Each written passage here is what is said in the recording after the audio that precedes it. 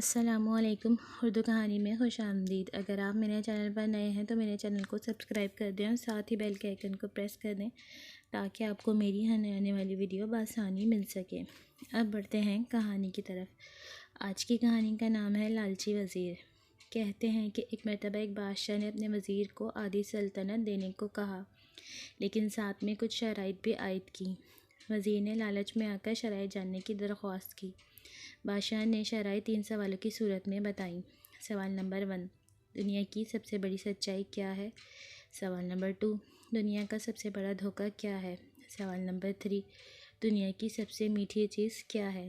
بادشاہ نے اپنے وزیر کو حکم دیا کہ وہ ان 3 سوالوں کے جواب 1 ہفتے کے اندر اندر بتائے، بصورت دیگر سزائے موت سنا دی جائے گی۔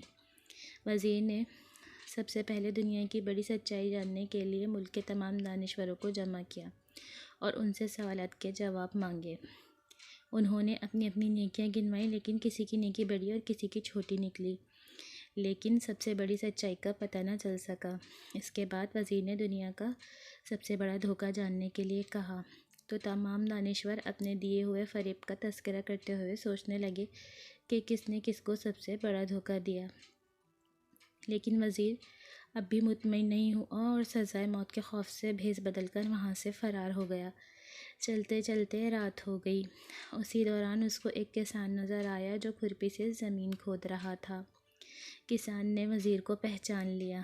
وزیر نے اس کو اپنی مشکل بتائی، جسے سن کر کسان نے اس کے سوالوں کے جواب کچھ یوں دیے۔ دنیا کی سب سے بڑی سچائی موت ہے۔ دنیا کا سب سے بڑا دھوکہ زندگی ہے۔ تیسرے سوال کا جواب بتانے سے پہلے کسان نے کہا کہ اگر میں تمہارے سارے سوالوں کے جواب بتا دوں تو مجھے کیا ملے گا؟ سلطنت تو تمہارے ہاتھ آئے گی۔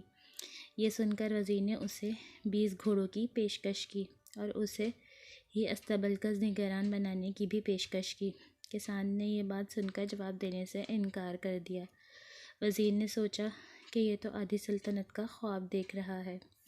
وزیر جانے لگا تو کسان بولا کہ اگر بھاگ جاؤ گے تو ساری زندگی بھاگتے رہو گے اور بادشاہ کے بندے تمہارا پیچھا کرتے رہیں گے، اور اگر پلٹو گے تو جان سے مارے جاؤ گے۔ یہ سن کر وزیر رک گیا اور کسان کو آدھی سلطنت کی پیشکش کی، لیکن کسان نے اسے لینے سے بھی انکار کر دیا۔ اتنے میں ایک کتا آیا اور پیالے میں رکھے ہوئے دودھ میں سے آدھا پی کر چلا گیا۔ کسان نے وزیر سے کہا، مجھے آدھی سلطنت نہیں چاہیے، بس تم اس بچے ہوئے دودھ کو پی لو تو میں تمہارے تیسرے سوال کا جواب بتا دوں گا۔